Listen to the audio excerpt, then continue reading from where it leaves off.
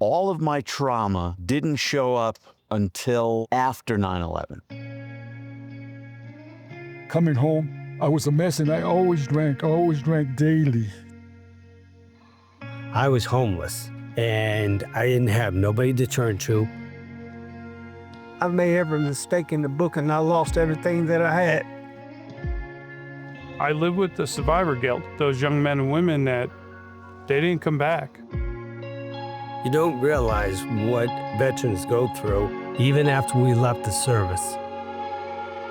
So Operation Restoring Veteran Hope, we formed this group 8 years ago. I was the president of St. Joseph's Youth Camp, which is where the retreat takes place. We had space and opportunity to bring up veterans up to northern Arizona.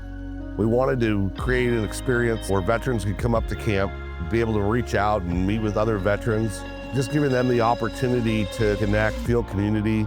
I've had the opportunity to listen to a lot of stories, and I've had an opportunity to watch some of them grow. Very touching moments for me with Operation Restoring Veteran Hope was when we've had veterans come up saying, I was really contemplating suicide, and because of this event, I chose to not do that, and I chose to be here, and yeah, it's very emotional. This healing retreat is very important to me because of what I've endured through my journey in recovery, post-military. I struggled a lot, and my vision for this was to go back to some of the great memories that I've had as a child growing up. Life wasn't always that bad, but some of the good times revolved around camping and being out in the great outdoors. And I wanted to bring veterans up here, help them out with recreational therapy, and that's where the idea came from.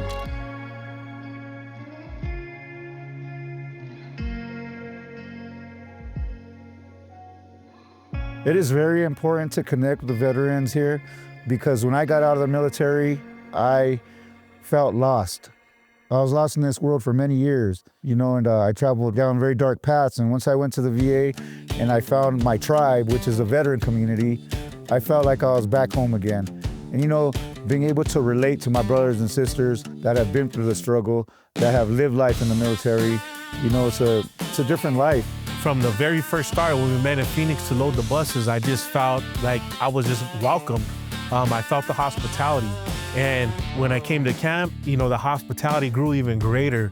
Ever since then, I returned because of that hospitality, because of that camaraderie that I get here, and because I know that I can come here and I spend that time with my brothers and sisters here, whether it's a healing or whether we treat it as a retreat or whether we just treat it as a fun time.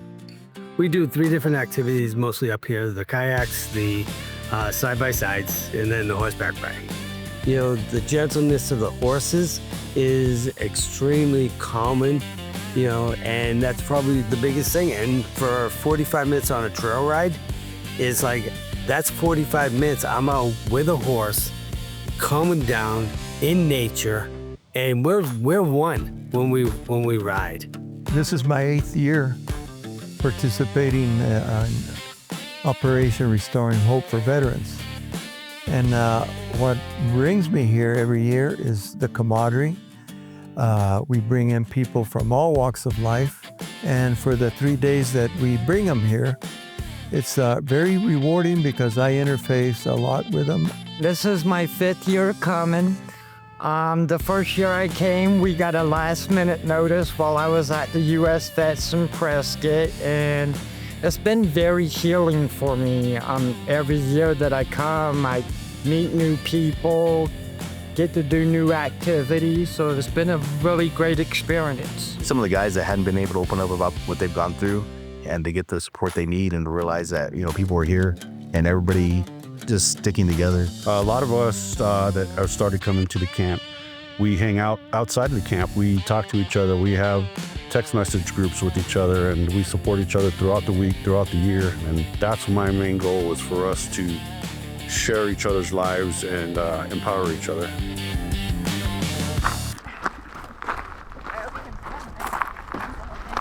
Hey, do I have to have this on? No.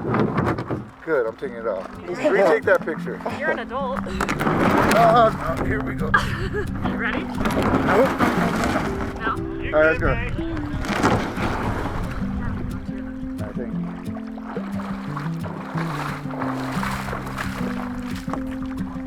Gordies, I'm coming to get you, dude. When veterans get out of either active duty, reserve components, or whatever they served in, it's very hard to find some, brotherhood or sisterhood to click with. Being in the military is its own life. It's a world within our world here.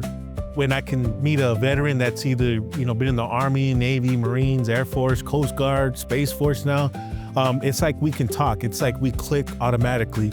And the reason why we click is because we've been through the same things mentally and physically, whether it's from boot camp, whether it's from being overseas, whether it's being in a combat zone. We just find that camaraderie and we click. Retreats like this matter. I'm a firm believer in recreational therapy.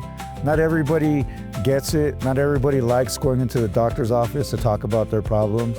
Much love and respect to all of our mental health providers out there. But being able to relate to one that's been there, to relate to one that's lived it and understands exactly what you're going through, that's where the magic happens, and it happens out here at camp. We get veterans from different communities, cultures, but yet we all share that same bond, the veteran, and just getting up here and talking about life, talking about our military experience. You're gonna meet veterans here that have been bottling this stuff up for many, many years. We let it out, we talk about life, we get the tools that we need to succeed, get back down into our communities, and start working on becoming the best version of ourselves.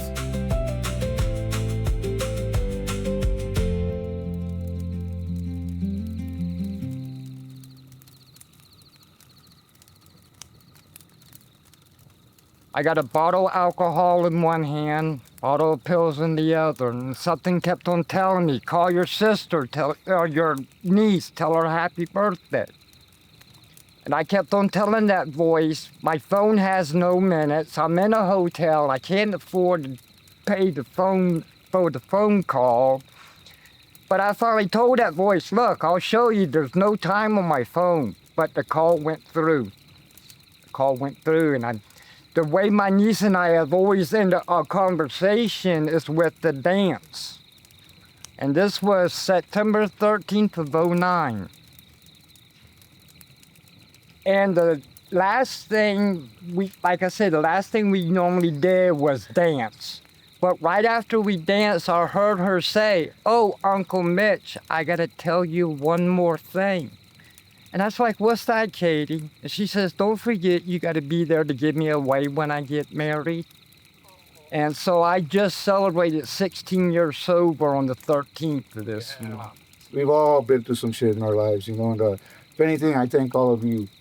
Because me being that infantryman that I once was, I'm the infantry, follow me. And I've got to lead by example, right? In order to help those that are lost, I got to lead by example. So I thank you all, because me being able to help you all keeps me grounded, if that makes any sense. So you guys are all part of my recovery, and it's an honor to be here to help you. This spot, this camp, is near and dear to me personally. That's like I said, I came as a veteran on the bus one day, and now became the vice president of the organization, helping Ray. And there's just, that part has helped me grow as a person a lot. So great being here with everybody, because it's healing. Because then you meet people, you hear their stories, and you find out, hey, I relate to that. I've been going through that. There is another person out there in life that knows my story without me even telling them.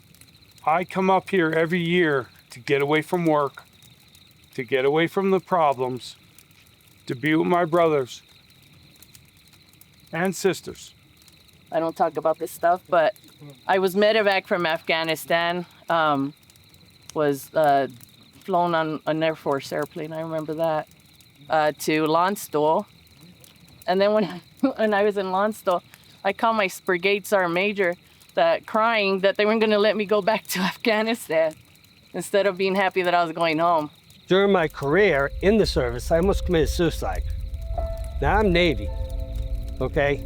I went through rescuing some people and then having died in my arms, okay? And for those of us that have seen that or have been through it, know that lives with you. And nobody in the civilian world can ever understand. When I was in, I thought I was taking care of the enemy, right? The enemy, whoever the enemy is. I'd come to realize it wasn't always just the enemy. You know, that there were kids, there were families, there were innocent people, collateral damage.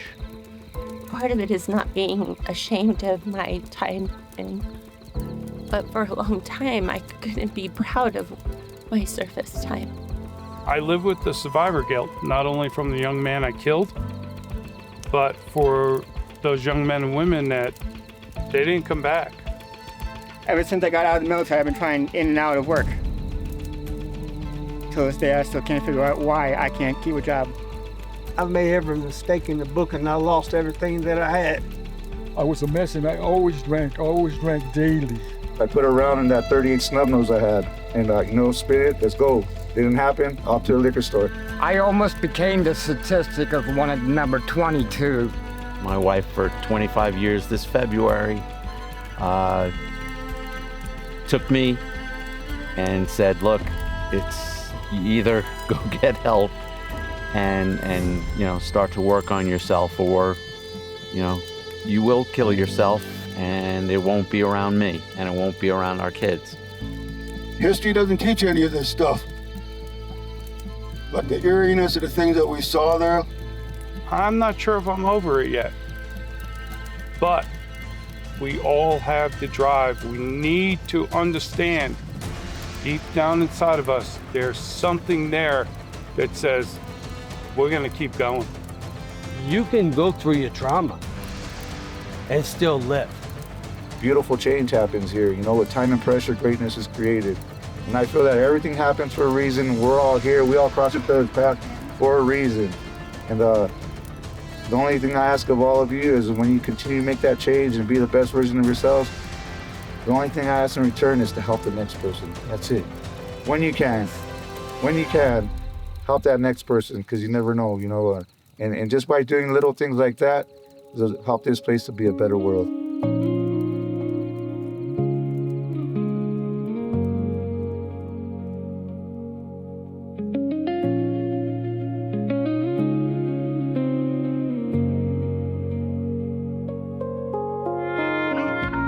The best thing that's happened to me while being here is having veterans thanking me for saving their lives. I've had veterans come to this healing retreat saying that they were going to kill themselves the day before, and now they're here, and now they're choosing life, choosing hope, and it's things like that that are priceless to me. I believe that Operation Restoring Veteran Hope continues to save lives, continues to build veterans up, and give them a foundation of strength and joy in their communities. It connects them with other veterans, and I'm very proud of the Knights of Columbus and the Knights of Columbus sponsoring this. Knights of Columbus are dedicated to our service members, our first responders, and so the Knights of Columbus have helped fund this. St. Joseph's Youth Camp through the Knights of Columbus has created a spot for these guys to come together and just be with one another and enjoy each other's company and feel the joy and love of our community. We're here to stay and we're here to help, but we need your help as well. Without you guys, it's not possible. I mean, we can only give so much and do so much. Our resources are limited. You guys are what make this happen. You guys are what make the dream come true. And you guys are what makes change these people's lives. It helps out a lot of vets that are struggling. We get new vets here that don't normally share their story, and they're comfortable enough to share their story. If you're looking for hope, you're looking for something to change your life, this is it. Come see, because I'll tell you what, we need people that care.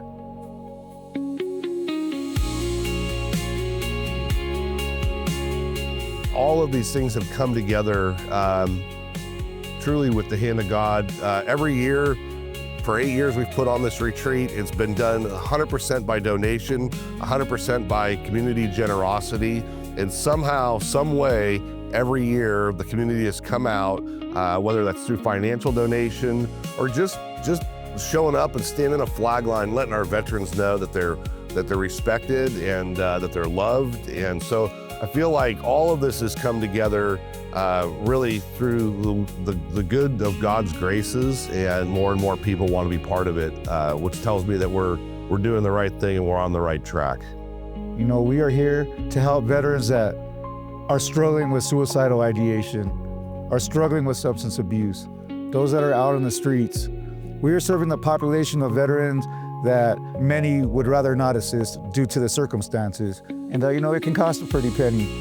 But just know, by supporting us and sponsoring us, you're helping to change a veteran's life.